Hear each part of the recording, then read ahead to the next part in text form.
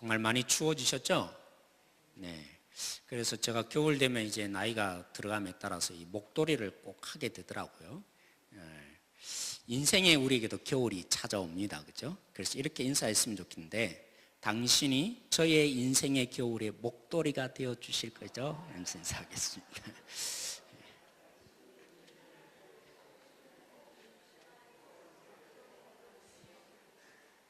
네. 또 제가 손발이 그죠? 겨울 되면 좀 차요. 그래서 인터넷에 손난로를 제가 이렇게 주문해서 이렇게 종종 이렇게 넣고 다녀요. 그래서 이렇게 한번 인사하십시다. 나의 인생의 겨울에 당신이 저의 손난로 되어주세요.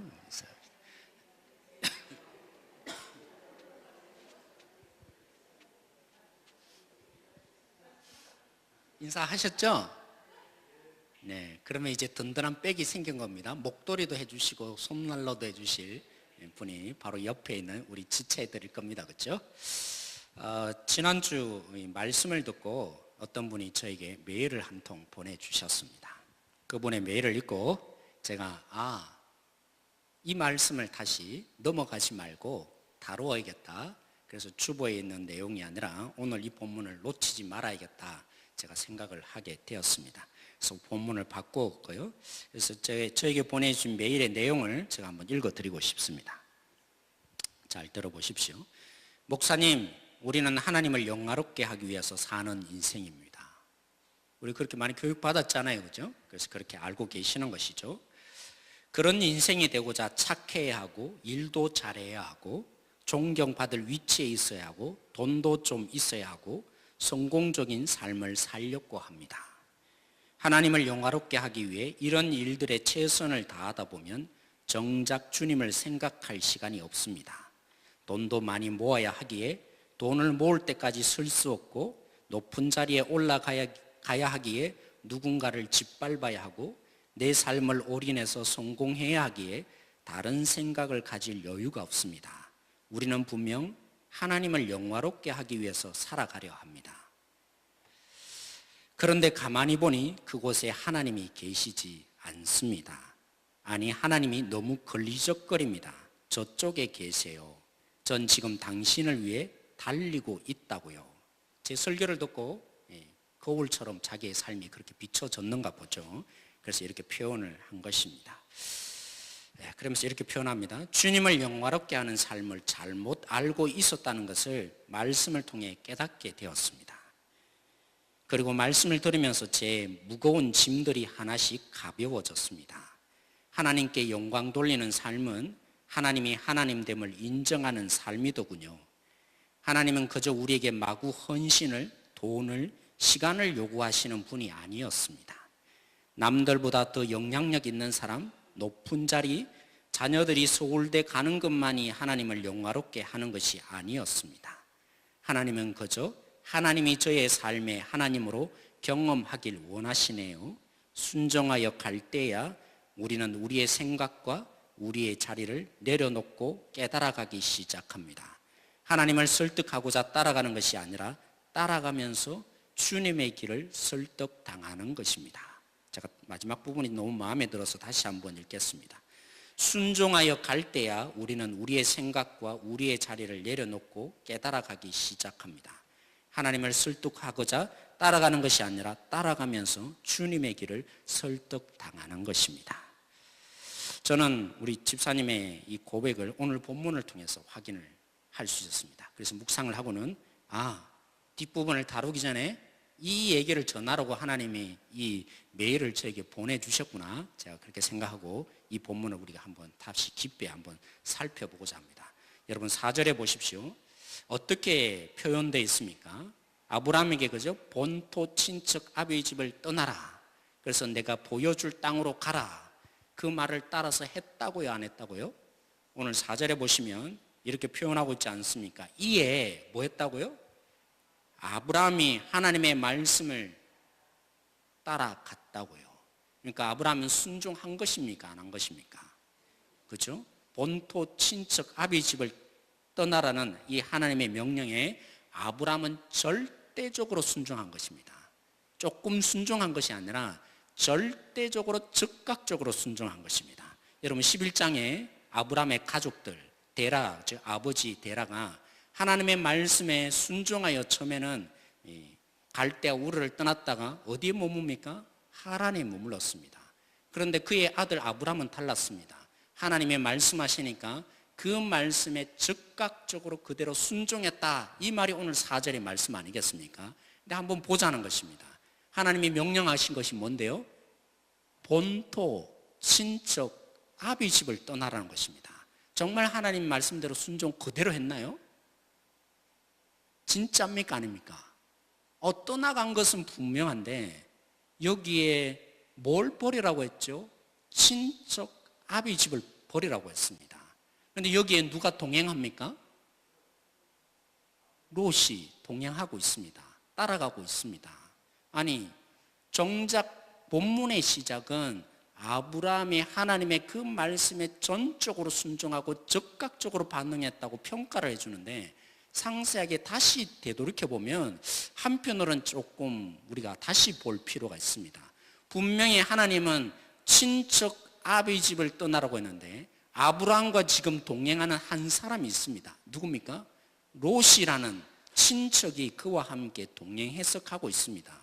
롯이 동행하는 것을 왜 아브라함은 전적으로 순종한 것이 분명한데, 그리고 오늘 뒷본문의 4절에 뭐라고 합니까? 그가 언제 그런 일을 했다고요? 나이가 75세였다. 이 말은 무슨 말입니까?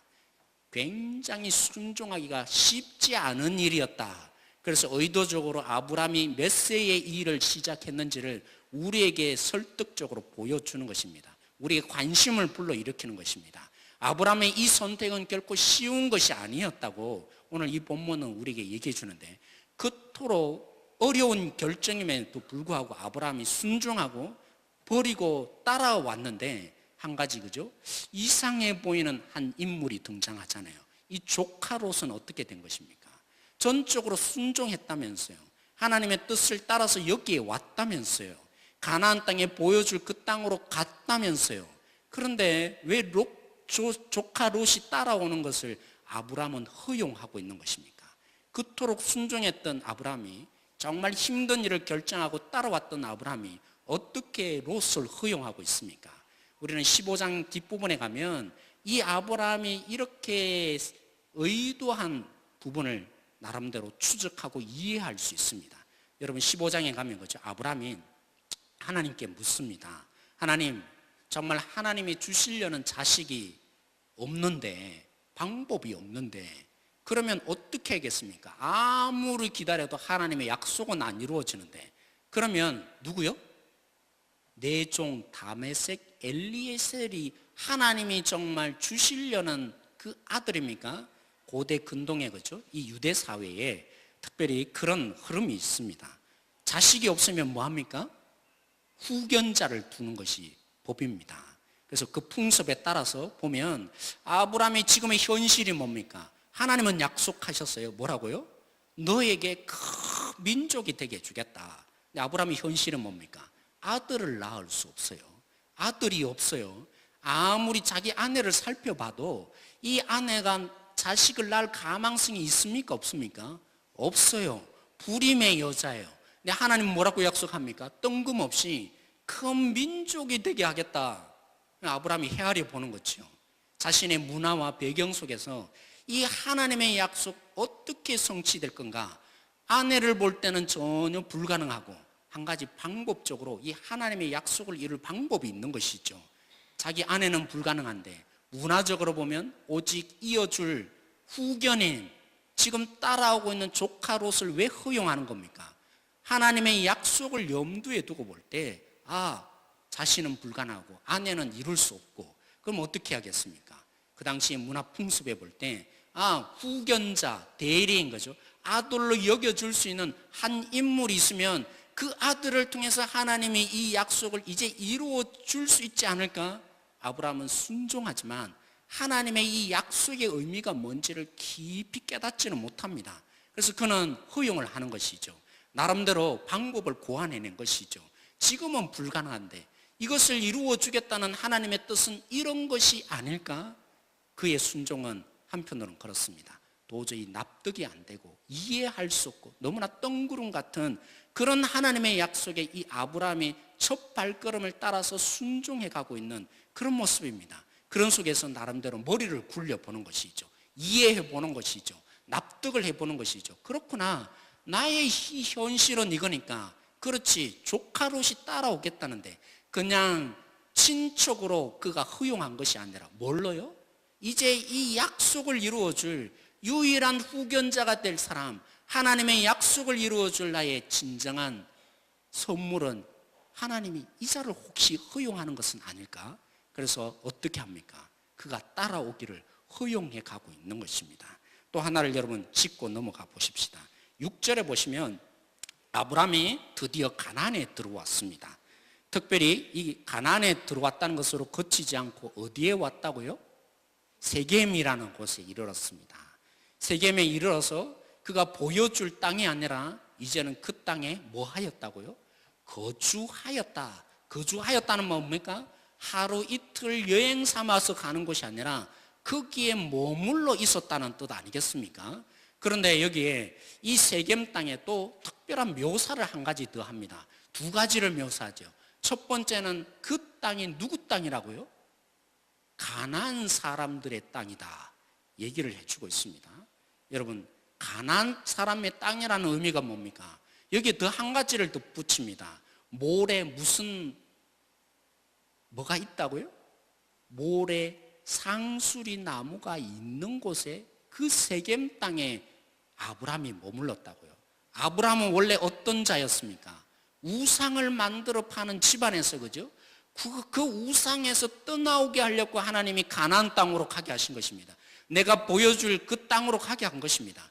그런데 이 가나안 땅에 와서 보여줄 땅에 와서 아브라함이 가만히 머물고 보니까 특별히 어떤 곳이었습니까? 세겜 지역이었는데 그 땅에 머물게 되었는데 그곳이 어떤 곳이라고요? 주인이 이미 있습니다. 누구요? 가나안 사람이라는 주인이 있습니다. 그 가나안 사람들이 뭘 할까요? 오늘 여기 본문에 무슨 나무가 있다고요? 상수리 나무. 이 말이 무슨 말입니까? 왜 상수리 나무가 있는 곳이라고 특별히 강조를 합니까? 가나안 사람들은 특별히, 그죠? 우상을 섬길 때 신이 내려오는, 그죠? 곳이 특별한 곳이 있습니다. 여러분, 우리나라도 그렇잖아요. 여러분, 무당집에 가면 뭐가 있어요? 표시되어 있는 것이 있습니다. 여러분 아십니까? 대나무 이렇게, 그죠? 길게 내려와 있잖아요. 아마 안테나 역할을 하겠죠. 그 대나무가 있는 이유가 제가 그렇게 대부분 이해하고 있는데, 그런 것처럼 이들이 신에게 제사를 특별한 장소에 드리는데 어디서 드리겠습니까? 그들이 아니죠. 하나님이 아니죠. 그들이 엘이라고 하는 거죠. 하나님이 아닌 다른 신을 섬기는데 특별한 장소가 어디였겠어요? 바로 그 상수리 나무. 그래서 여러분 종종 성경을 이렇게 뒤지다 보면 상수리 나무가 종종 나타나는 것을 여러분 발견하게 될 것입니다. 그래서 이곳이 어떤 곳입니까? 비록 하나님을 따라서 나왔지만 지금 아브라함은 큰 위기에 봉착해 있는 것입니다. 어떤 위기요? 우상을 섬기는 땅을 그가 나왔는데 우상을 섬기는 그 땅에, 그렇죠? 물들 수 있는 그곳에 머물게 되는 위기가 닥친 것입니다. 여기에 하나님이 말씀을 주시는 것입니다. 7절에, 그죠? 뭐라고 말씀해 주시죠? 하나님의 약속이 있어요, 그죠? 뭐라고요? 비록 아브라함은 너에게 보여줄 땅을 그 땅으로 가라고 했지만 하나님이 이제 약속이 하나 구체화됩니다. 그 땅이 그냥 눈으로 목격해야 될 땅이라고요? 여행해야 될 땅이라고요? 둘러보아야 될 땅이라고요? 어떤 땅이라고 말합니까? 네? 네, 누가요? 아브라함이? 누가요? 내 후손이, 너의 자녀가 상속할 땅이 될 것이다 라고 하나님이 특별한 약속을 줘요. 이제 약속이 한번 구체화됩니다. 아브라함 가나안 땅에 왜 왔습니까? 하나님은 그에게 소유할 땅이 아니라 그가 보아야 될 땅으로 온 것입니다. 하나님의 약속의 의미는 한편으로는 이제 그 순종하고 나가는 이 아브라함에게 구체화되기 시작합니다. 어떻게 해요? 이제 그 땅이 누구의 땅입니까? 비록 가나안 사람들이 신에게 절하며 신에게 가까이 가는 땅이었지만 하나님은 그 땅을 향해서 선포하십니다. 너의 후손이 이 땅을 소유하게 될 거라고. 이 속에 아브라함이 결국에는 깨닫기 시작합니다. 한편으로는 아브라함이 소유할 땅입니까? 아브라함이 이 속에 머물 땅입니까? 아니죠. 아직도 여전히 그 땅은 미래 속에 남겨져 있는 것입니다. 그러기에 아브라함은 점점 어떻게 합니까? 우리가 보기에는 잘못 이해하면 아브라함의 기근이 심해서 애굽으로 결국에 간 것이, 그죠? 이동하게 된 것이다, 가나안 땅을 떠나게 된 것이다 이해하기 쉽지만, 이 앞부분에 계속 진행되는 아브라함의 모습을 보십시오. 아브라함이 점점 머물지 않고 뭐 합니까? 남방으로 계속 내려갑니다. 왜요? 비록 가나안 땅, 하나님이 약속하신 그 가나안 땅, 자기가 소유할 땅이 아니라, 자기가 누릴 땅이 아니라 미래의 그 후손들이 누릴 땅입니다. 그러면 자기는요, 아직도 어디가 종착장인지, 하나님이 무엇 때문에 자기에게 이 땅을 보여주시는지 아직도 그 사실을 제대로 알고 있습니까? 모르는 것입니다. 아직은 자기는 어디에 머물러야 되는지 알지 못하기에 아브라함은 한 걸음 한 걸음 계속 떠돌이 생활을 아브라함이 여기에 해나가고 있는 것입니다. 그러나 우리는 13장에 가면 드디어 이 아브라함의 순종과 걸음 속에서 한 걸음 더 확실한 부분을 보게 됩니다. 이 가나안 땅이라는 곳이 어떤 곳인지, 그 후손들에게 주시겠다는 땅이 과연 그 경계가 어떤 것인지 하나님이 13장에 가서 드디어 더 구체화시켜서 너의 눈을 들어서 보라, 너가 보여지는 저 온 들과 산을 내가 다 너와 너의 후손에게 주겠다. 그렇죠? 조금씩 이 순종과 결단과 나아감 속에 하나님이 말씀하셨던 이 본질, 12장에 하나님이 처음부터 말씀하셨던, 하나님이 주셨던 이 말씀의 깊이, 그리고 하나님께서 왜 그런 약속을 해주셨는지 뭐함을 통해서요, 한 걸음 한 걸음 순종해가는 가운데, 다시 말합니다, 그 집사님이 말한 것처럼 하나님의 말씀을 온전히 다 이해해서, 그래서 하나님의 뜻에 순종해가는 아브라함의 발걸음은 아니었습니다. 아브라함이 한편으로 오해했죠. 하나님의 주시는 약속의 의미가, 큰 민족을 주시겠다는 이 의미가 아브라함에게는 크게 오해된 것입니다. 아니, 현실적으로 불가능한데 어떻게 주겠느냐. 현실적으로 다 헤아려 보니까, 그래서 그죠? 조카 롯을 허용하기도 했고, 때로는 걸음을 걸어가지만 하나님이 너의 후손에게 이 땅을 주겠다는 의미가 아직도 정확하게 무슨 의미인지는 모르니까 뭐해요? 떠돌이 생활을 계속해서, 그래서 남방으로 계속 걸음을 걸어가는, 불확실해 보이는 그 순종의 걸음이 점점 걸어가지만, 그러나 그 순종 가운데 하나님의 말씀하신 의미가 무엇인지, 하나님의 역사가 무엇인지, 하나님이 도대체 왜 이 말씀을 해주셨는지, 이 말씀과 약속의 의미가 하나씩 아브라함 속에 깨달아가기 시작하는 역사가 있는 것입니다. 저는 그렇게 똑같이 표현하고 싶어요. 우리가 믿음의 순종 가운데 우리는 말씀의 깊이를 깨달아갑니다. 하나님이 무슨 약속을 했는지, 우리가 생각하고 우리가 경험하고 우리가 알고 있는 이 세계를 뛰어넘는 하나님의 진정한 그 약속의 깊이를 우리가 어떻게 발견해 갑니까? 오직 한 길밖에 없습니다. 순종을 통해서 발견해 가는 것입니다. 순종 가운데 하나님이 우리에게 지시해 주는 그 땅의 의미를 하나하나 깨달아가는 것이 신앙의 본질이고 신앙의 비밀인 것입니다. 우리는 오늘 이 본문을 통해서 다시 한번 결단하십시다. 우리가 설득하고 납득이 되고 이해가 되어서 하나님의 말씀을 따라갈 수 있는 존재가 결코 아닙니다. 그렇죠? 여러분 그렇잖아요. 우리 종종 보면, 예전에 제가 그 명절만 되면, 그죠? 영화를 하는데 주로 무슨 영화입니까? 우리 청년들은 잘 모를 거예요. 제 시절에 보면, 청년 시절에 아니면 결혼해서도 여전히 명절만 되면 영화가, 날마다 방영되는 영화가 똑같았어요. 무슨 영화입니까? 성룡 나오고, 그죠? 또 유명한 사람 누굽니까? 이런 무술 영화가 굉장히 많았어요. 그죠? 여러분 다 그러셨죠? 안 보셨습니까? 그런 무술 영화가 대부분이었어요. 근데 그 무술 영화에 보면 하수가, 그죠? 고수에게 와서 선생님 좀 배우고 싶습니다. 처음에는 와서 그래 배워라 하는데 처음부터 가르쳐 줍니까? 자꾸 뭐 물 날라라 그러고, 그죠? 뭐 이상한 힘든 일을 자꾸 계속 시켜요. 그런데 이제 나중에 입이 이만큼 나오는 것이죠. 제가 이만큼 했습니다. 그런데 왜 하나도 안 가르쳐 줍니까? 막 분노를 일으키며, 그죠? 나 선생님 더 이상 못 참겠습니다 이러잖아요. 알고 보니까 뭐였어요? 그렇게 밥 해가고 나무 패고 그죠? 물 기르는 가운데 이 몸의 체력적인 부분들이 그죠? 갖추어지고 이런 의미인 거야. 나중에서 이제 깨닫지 않습니까? 그렇습니다. 여러분, 우리가 어찌 하나님을 다 헤아릴 수 있겠습니까? 하나님의 말씀의 깊이를 우리가 생각하는 수준 이상인 것을 우리는 알아야 합니다. 하나님이 어찌 우리 수준 속에 머물러 계시는 분이겠습니까? 우리는 하나님을 믿어가지만, 하나님을 알아간다고 하지만 확인해서 결코 하나님을 믿을 수 있는 그런 수준의 존재가 아닙니다. 우리는 하나님의 수준이 결코 아닙니다. 하나님의 그 의미는 우리가 따라가는 가운데, 순종해가는 가운데, 이 속에 이런 의미가 있었구나.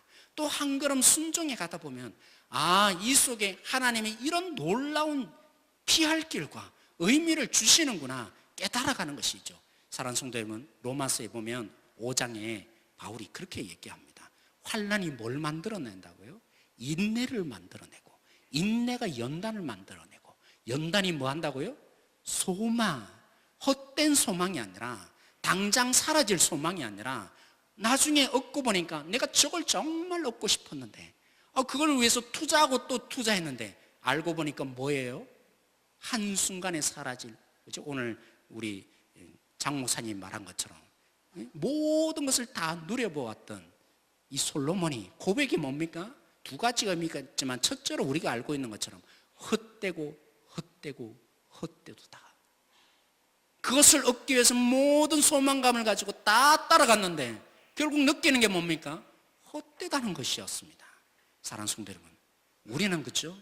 이 환난 가운데 결국 배우게 됩니다. 인내의 사람이 되어갑니다. 인내 가운데 어떻게 한다고요? 연단이 되어지고 하나님의 사람으로 조금씩 갖추어져 가고, 그 순종 가운데, 이 환난 가운데 그런 사람으로, 하나님의 사람으로 바뀌어지는 가운데 궁극적으로 우리가 추구해야 될 소망이 뭔가, 영원히 변치 않는, 정말 우리가 한번 소유하면 잃어버리지 않을 진정한 소망이 무엇인가, 결국 깨달아가는 신앙의 마지막 단계가 뭡니까? 소망이라고, 진짜 소망이라고. 그래서 신약에는 그죠? 오늘 이 아브라함의 걸음을 이렇게 해석합니다. 히브리서에 보면 아브라함이 뭐 했죠? 하나님이 주시는 약속, 내 땅이 아니라 내 후손에게 줄 땅이다. 그 마음이 있으니까, 이 의미를 아직도 제대로 깨닫지 못하니까 아브라함은 자신에게 무엇이 진정한 목적지가 뭔지 모르니까 뭐 했다고요? 머물지 않고 또 이동하고 또 이동하고 또 이동해 간 것입니다. 그런데 그렇게 순종해 가는 가운데 보이지 않고 아직도 납득이 안 돼가는 이 걸음을 가지고 신약에는 히브리서 기자는 다시 해석합니다. 아브라함이 어디에 머물렀다고요? 이동해야 되니까 텐트를 치고 살았다. 이 텐트를 치고 산 아브라함이야말로 믿음의 사람이었다. 왜요? 그 속에 영원히 멸망하지 않는, 그냥 가나안 땅이 아니라, 한 번 얻고 마는 가나안 땅이 아니라 하나님이 진짜 약속하는 땅은 천국다, 하나님의 나라다. 그렇게 히브리서 기자가 해석해 가잖아요. 자, 그런 의미에서 도전을 합니다. 우리가 순종해 가면 하나님의 말씀에 납득이 안 되고, 때로는 이해할 수 없고, 내 머리는 도저히 깨달을 수 없고 너무나 불분명해 보이는 것이지만, 우리는 이해하고 납득해서 신앙생활을 하는 것이 아닙니다.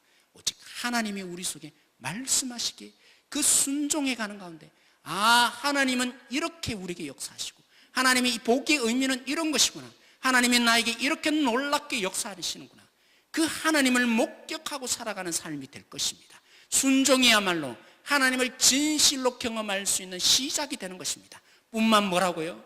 우리가 굳이 고난을 당할 필요가 없습니다. 환난을 당할 필요가 없습니다. 환난이 인내를 만들고, 인내가 연단이 되어서 우리에게 진정한 소망을 보게 하는데, 저는 그런 의미에서 뛰어넘을 수 있다는 것입니다. 우리가 믿음으로 순종해 갈 때 진짜 우리가 바라보아야 될 영원히 변하지 않는 하나님의 주시는 약속이 무엇인지 제대로 보고 갈망하고 기도하는 사람이 될 수 있을 것입니다. 뭘 통해서요? 우리가 굳이 환난을 당하고 그래서 인내하고 연단하는 이 고통스러운 과정을 거치지 않는다 할지라도, 오늘 이 아브라함이 한 걸음 한 걸음 걸어갔던 것에 대해서 히브리서 저자가 말한 것처럼, 그가 진짜 소망을 보았다고 말한 것처럼, 우리가 오늘 여기 속에서 하나님의 말씀을 듣고 하나님의 말씀에 귀를 기울여서, 그래서 하나님 나에게 말씀해 주십시오. 내가 납득이 안 되지만, 때로는 이해할 수 없지만, 오늘 나에게 주시는 메시지에 내가 결단하고 순종하고 가였을 때 우리는 도저히 빼앗을 수 없는, 그죠? 헛되고 헛된 소망이 아니라, 한 번 얻고 말면 또 다른 것이 갈망되어지는 소망이 아니라 영원히 변하지 않는 그 진정한 소망이 우리 속에 보여져서, 하나님 이게 진짜입니다, 나에게 이걸 주십시오. 그 진정한 갈망의 사람, 소망의 사람 될 수 있는 비결이 바로 여기서 시작되는 것입니다. 그럼 오늘 또 이 말씀을 우리가 부여잡고 함께 기도하기를 원합니다. 하나님 나에게 말씀해 주십시오. 오늘 나에게 어떻게 순종해 가야 될지, 주님 나를 장악해 주셔서 내가 그 말씀에 때로는 오해가 있을 수 있겠지만, 때로는 이해함이 없을 수는 있겠지만, 하나님의 그 말씀에 순종할 수 있는 능력을 나에게 주시고, 그래서 내가 오늘 또 그 말씀을 부여잡고 기도하는 나에게 진짜 소망, 그죠? 그 누구도 빼앗을 수 없는 소망, 내가 가지는 신앙의 최종적인 단계에 설 수 있는 능력자가 되게 해주십시오. 그렇게 오늘 또 기도하는 우리 모든 성도들 되어졌기를 소망합니다. 오늘 이 말씀을 우리가 생각하면서 함께 찬양하십시다. 우리의 육신으로는 도저히 이해할 수도 없고 우리의 수준으로는 도저히 깨달을 수 없는, 그래서 피하고 싶은 이 십자가의 길, 순종하여 가는 우리에게 하나님의 말씀의 깊이와 의미를 깨닫게 해주시고, 우리에게 진정한 기대와 갈망이 무엇인지 우리에게 배워가는 지름길이 될 것을 믿음의 마음으로 함께 열어달라는 마음으로 오늘 이 찬양 함께하며 우리 함께 이 시간 기도하기를 원합니다.